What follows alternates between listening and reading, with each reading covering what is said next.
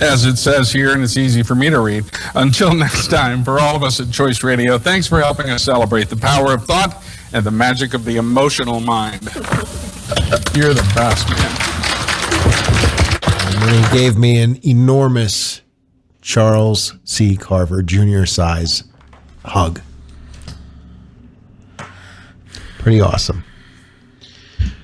This is Dave Radigan at Choice 102, WAVR, WATS. It's 10:22. It's Wednesday, June 2nd, 2021. For the historians listening to this recording at a later date, we are live on Choice 102 this morning, joined in studio by Chuck's longtime business partner and even longer time friend since the age of 12, Todd Bowers, joins us on the airwaves once again in a familiar studio.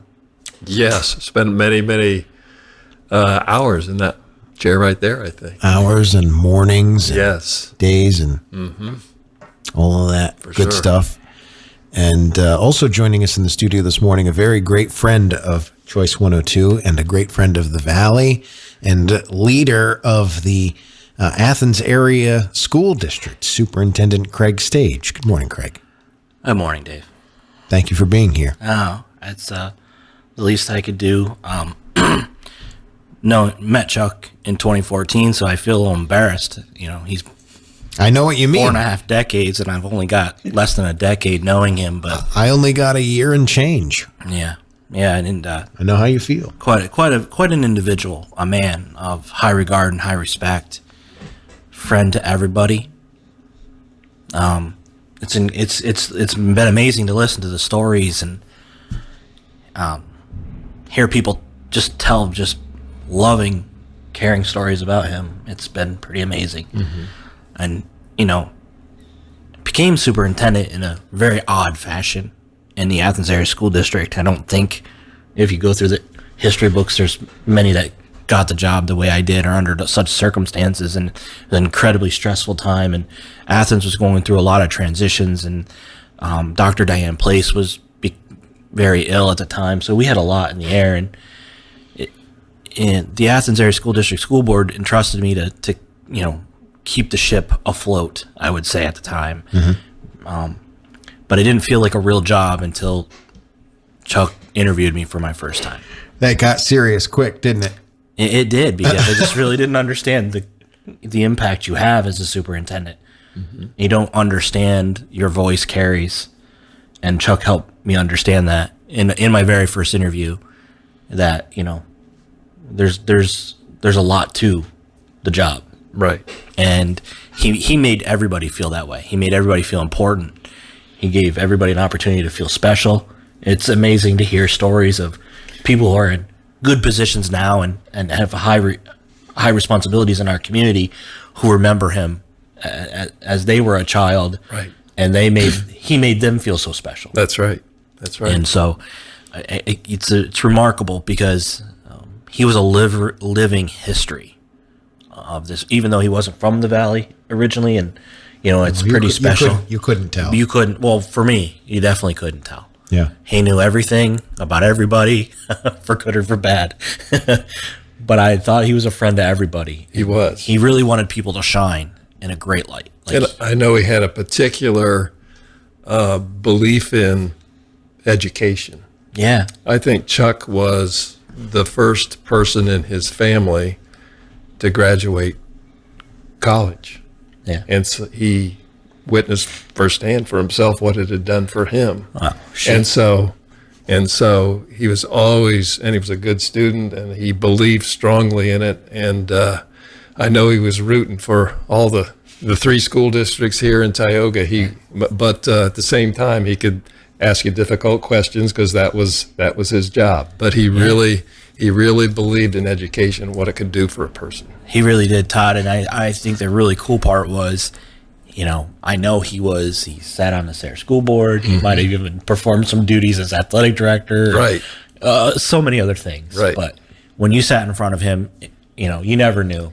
You never knew he was loyal to one school district or another. Right. I mean, because he treated Athens so kindly.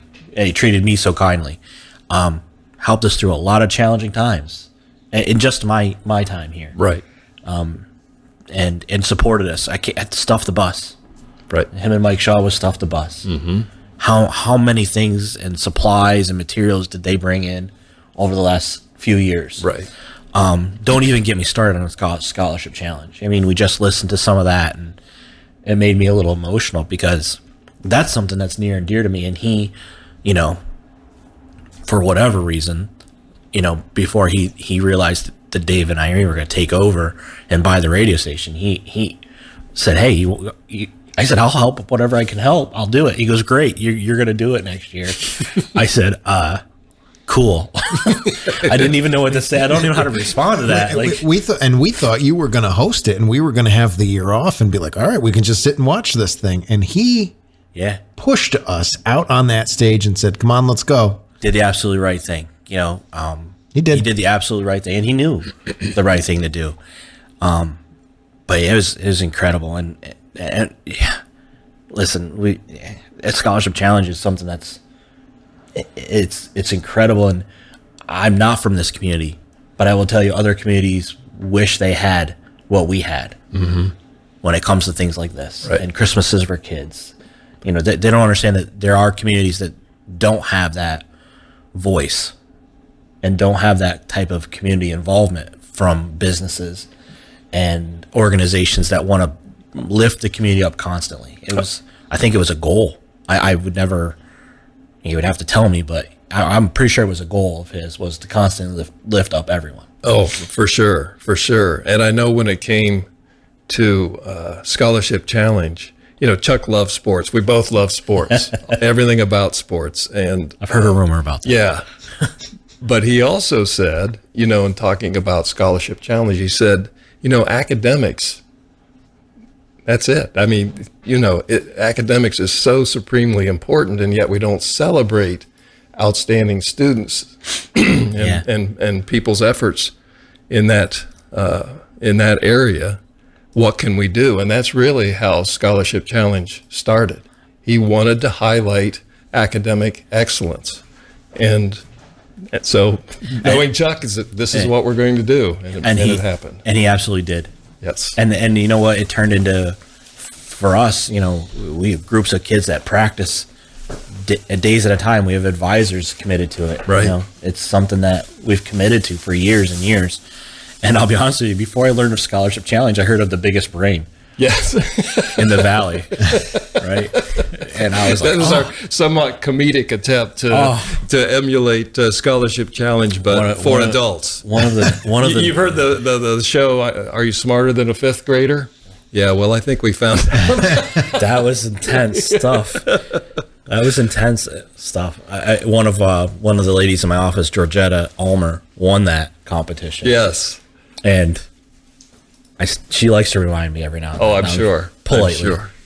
You might be superintendent, but she was biggest brain. The biggest brain in the valley, yes. Yes. That was a lot of fun. You know, Chuck also had a big hand in the Top 10 banquet, the annual Top 10 banquet that the Rotary Club started, that celebrated the top 10 students from each school in the valley and turned that into an event as well. You know, and that thing is, he's done so many things, I don't think he remembers everything that he's done. And the Top 10 is another awesome event. Yes. Highlighting just the absolute brightest kids in our community who we hold in high regard and have the greatest hope for potential. And yes. And we celebrate that. Right. Exactly. It's amazing. This place had so many moving parts to it.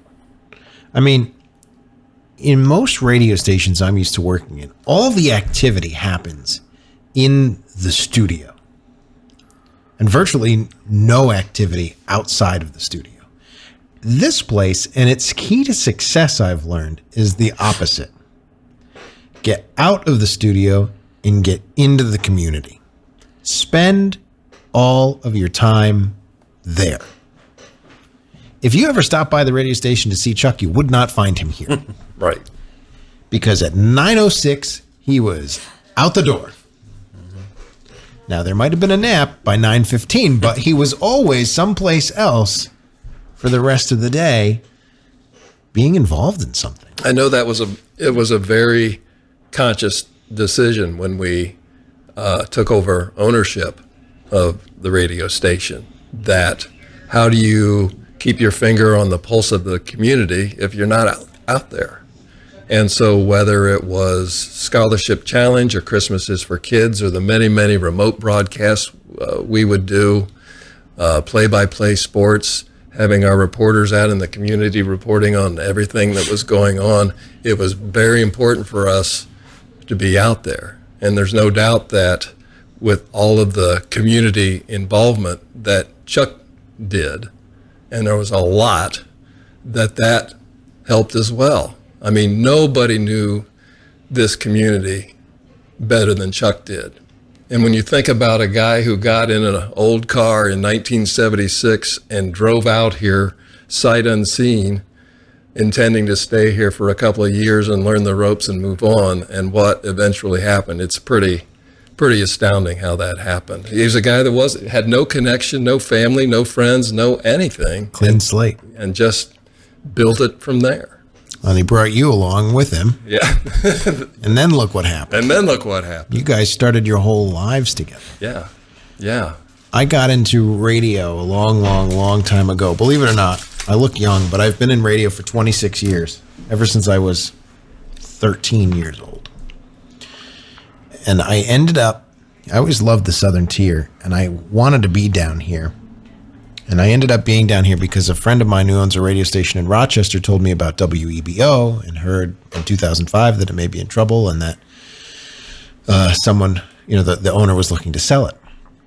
And long story short, ended up buying it. But boy, because I came to WEBO and WeGo, it eventually led me to Irene, which eventually led me to having our daughter Emily, and so on and so forth. But it all started way back when because something happened at a radio station one day. Yeah. And it's pretty crazy. And a lot of people don't know, we don't really understand how hard anybody's job is. I have no idea how difficult it would be to be the superintendent of a school district, especially now. My guess is it's not easy. I'm going to go out on a limb and say it's not an easy job. 24 years old. Just look at his face. It's difficult. And likewise, nobody, very few people. Todd, you're in the room with me, so you're my backup on this, and Sherry and Craig, too. How hard it is to be in all of these places. I mean, you and Eric and Jill, it's like you guys got to be everywhere all the time. It's impossible to be everywhere all the time and manage multiple buildings, and we're managing multiple tower sites and multiple employees and thousands of listeners and comments coming in and questions. And I won some tickets. Where do I pick them up? The event was canceled. What do I get now? It's like, okay, it's an unrelenting job, and it is not a 9 to 5. This is a 24-hour business, 7 days a week. I think with broadcasting, you're doing your job, but you're doing it in front of thousands of people, and regardless of what's going on in your life. Every day isn't perfect, and we all have personal lives and different things going on and challenges, but when you flip the mic switch, you got to be on. There's no backing away from that. That's just the way it is. So no matter what's happening, all heck can be breaking loose, but when you flip the mic on, it's time to do your job. And a part of your home life lives on the air with you too. Oh, yes. It's not easy being Irene. It's not easy being Michelle. It's not easy being the boys of the guy who owns the radio station. I mean, geez, our kids have to be even better behaved than all the other kids on the planet if we want to go out to eat at a restaurant. It's worse than being a pastor's kid, isn't it? Oh, geez. Because you got to be, that's a sponsor. You got to be, yeah. Our kids must hate us. I think the important thing is when you love what you do, the hours don't matter. Right. I just had you talk about family. I let my son skip school on Friday. Yeah, it's okay. I had an educational field trip, but I took him to Shippensburg to watch the PIAA State Track and Field Championships. Oh, neat, yeah. And I told him, I said, hey, you want to go? Because a couple of kids from his school were actually competing, and we had Asher Ellis competing.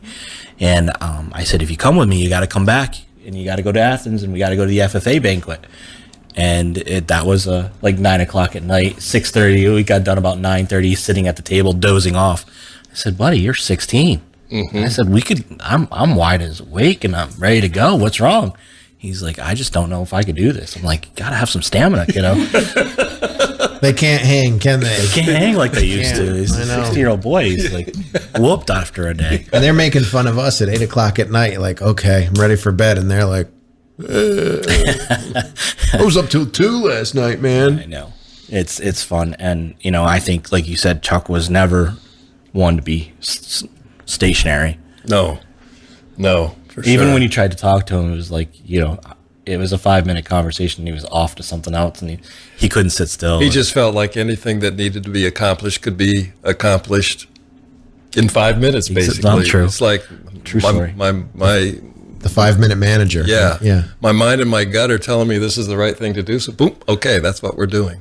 Enough time on that. Yeah. Dave and Irene, thank you for calling me last night and confirming the news. It was tragic news. I was devastated. I had a long reflective drive home, and I was like, wow, it's just in something I couldn't really wrap my head around. And I was like, I'm nobody to Chuck Carver, because everybody had something that reminded them of him, and he's touched so many lives. And You may underestimate exactly how high regard he held you in. I appreciate that. He was the only person to host that scholarship challenge for 44 years.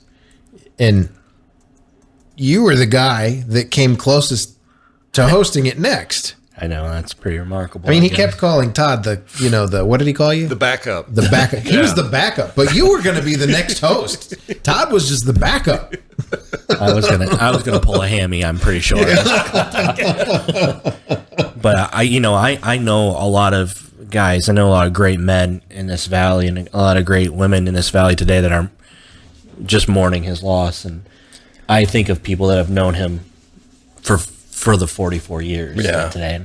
And my heart goes out to all of you. Thank you. It really does. Thank you very much. We appreciate you being here. Craig Stage is the superintendent of the Athens Area School District. Thank you for taking the time out to come here and remember our friend Chuck Carver, who passed away last night near his home, Lidditz, PA.